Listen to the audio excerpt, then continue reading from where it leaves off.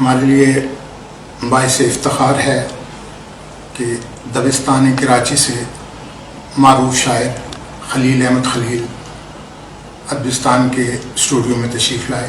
ہم انہیں ادبستان کے اسٹوڈیو میں خوش آمدید کہتے ہیں. آپ کا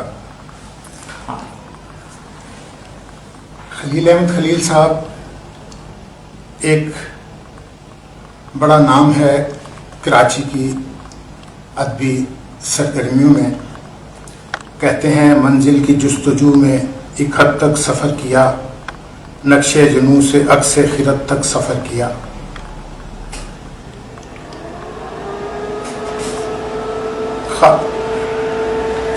انور جاوید ہاشمی ان کی کتاب جہاد سخن کے حوالے سے کہتے ہیں کہ 70 کی دہائی میں کراچی میں دائیں اور بائیں گروپ کے اہل قلم جس قدر فعال اور متحرک تھے، سقوط ڈھاکہ کے بعد وہ سرگرمیاں قدرے مان پڑتی نظر آئیں. خطے کی مخدوش صورتحال، سیاستدانوں کی ہٹ دھرمی اور سیاسی منافقت کا آغاز ہوا. سمندر جیسے انسان جزیروں میں تقسیم ہوتے چلے گئے.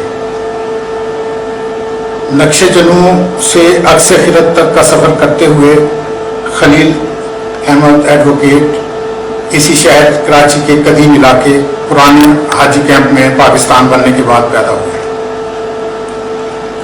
اب اس سے پہلے کہ میں کوئی اور بات کروں، میں خود ان کی زبان سے سننا چاہوں گا کہ وہ اپنے اس کے بعد ان بات کی باتیں اپنی زبان سے ادا کریں. میری اصل میں ادبی سرگرمی جو ہے وہ اس کی ابتدا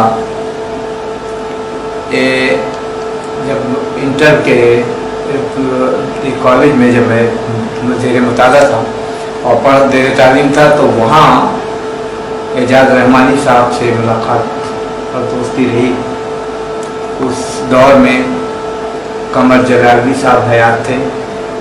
قمر جلالوی صاحب کی ایک بزم ہم نے بنائی ہوئی تھی جس میں مجھے انہوں نے سیکریٹری بنایا، اور بزم قمر میں ہم ہر ماہ کے پہلے یا دوسرے ہفتے کو ایک مشاعرہ رکھتے تھے جو طرح ہوتا تھا.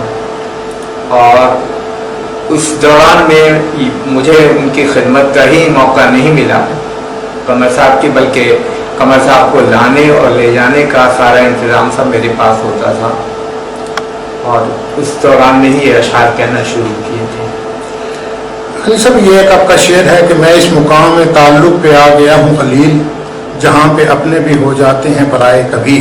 تو اس ریفرنس سے یہ تو بڑی تلخ سی باتیں لگتی ہیں، تو آپ اس بارے میں کچھ پس منظر میں کوئی ڈالیں گے؟ اس پس منظر میں اصل مسئلہ یہ تھا کہ جب تعلیم LLB مکمل کرنے کے بعد میں ادبی دنیا سے بہت کچھ کر چکا تھا، اور سوائے ایک انور جاوید ہاشمی کے کسی اور سے رابطے میں تھا نہیں.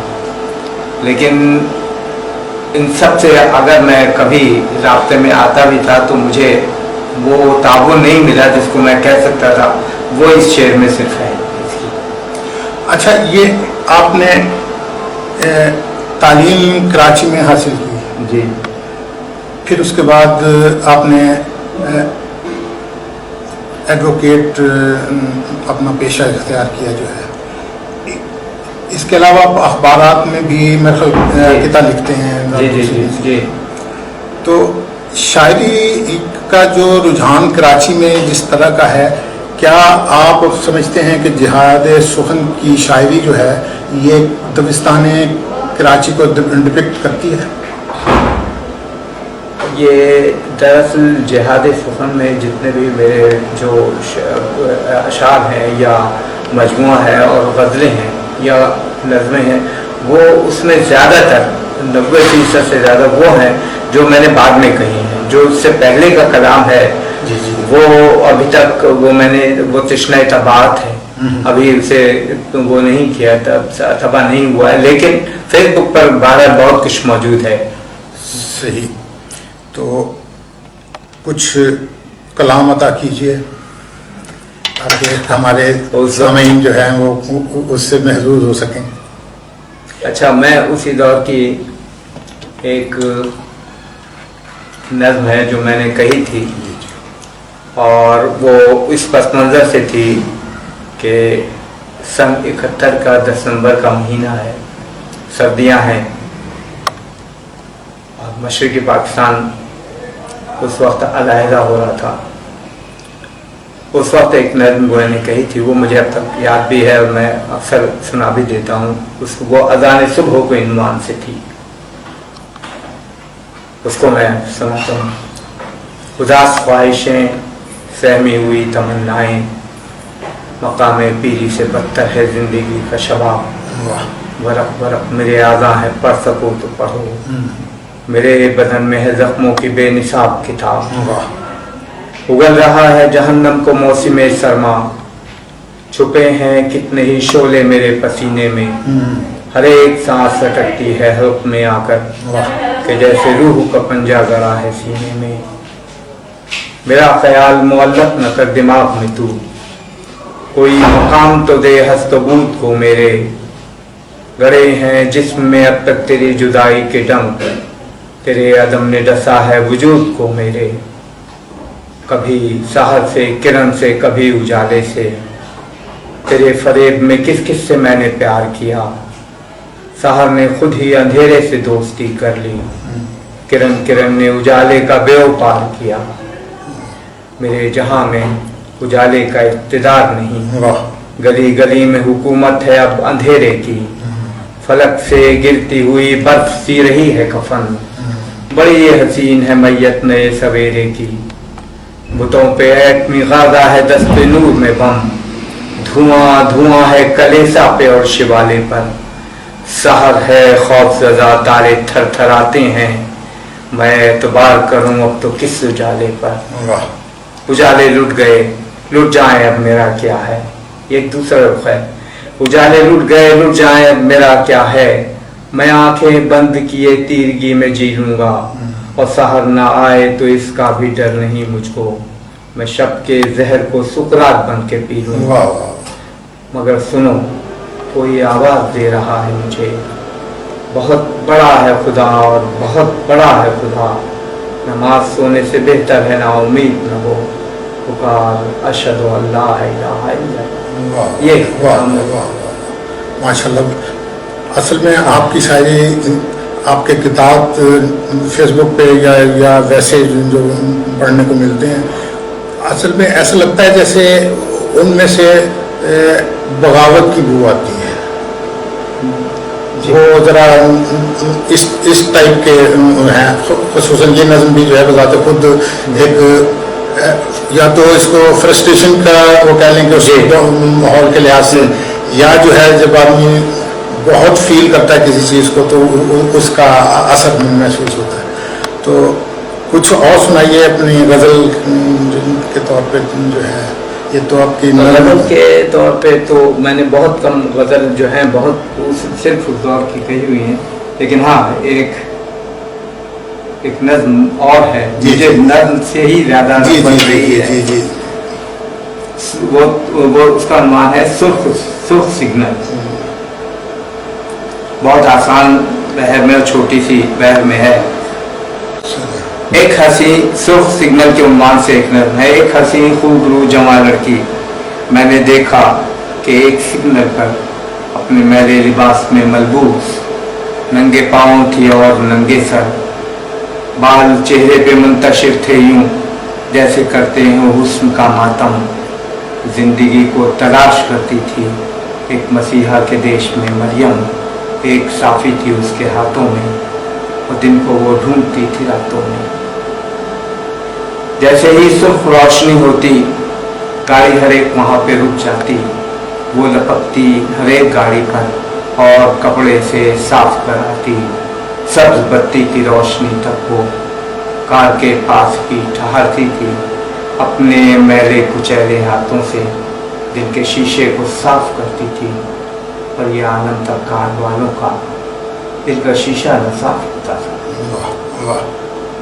देखती अगर वो कार वाले को, देखकर वो भी मुस्कुरा देता। उसका दस्ते सवाल था खामोश, کوئی دیتا تو اس کو کیا دیتا، کچھ تو ایسے بھی کار والے تھے دیکھتے اس کو بد نگاہوں سے، غیر اخلاقی پھپتیاں کرتے، وہ جو ڈرتے نہ تھے گناہوں سے۔ آدمی کا ضمیر تھا سویا، سرخ سگنل عذاب تھا گویا۔ واہ واہ، یہ اسی حوالے سے ہے۔ صحیح صحیح۔ کچھ اور کلام عطا کیجیے۔ ایک نظم ہے، یہ بھی نظم ہی ہے، اور اس کا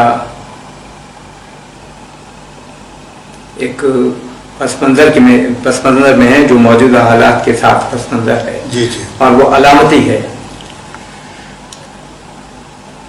جلاؤ ذہن کی چوکھٹ پہ تیرگی کے چراغ، بجھے ہیں خیالات دل کے ماتم میں، تراشو وصل کی جنت کہ روح سرد پڑے، سلگ رہا ہے بدن ہی جھکے جہنم میں، نقاب رسم الٹ دو سماج کے رخ سے، ڈھلک چکا ہے بس ابصر سے صبر کا آنچل، فلک نشینوں نے بھڑکائی ہے کچھ ایسی آگ، ہر ایک سمت زمین پر ہیں آج کے بادل، مگر زمین تو ایک غافلوں کی جنت ہے، فلک پہ سوئے ہوئے ہیں دل و دماغ ان کے، اب اس سے پہلے کہ برسے زمین پر آگ کوئی، خلا میں رکھ تو میرے آشیانے کے تنکے، کوئی نہیں جسے اپنا کہوں میں بستی میں، ابھی تو غیر ہوں میں خود بھی اپنے ہی گھر میں، ستم کی لہر سے دہشت کی بوندا باندی سے،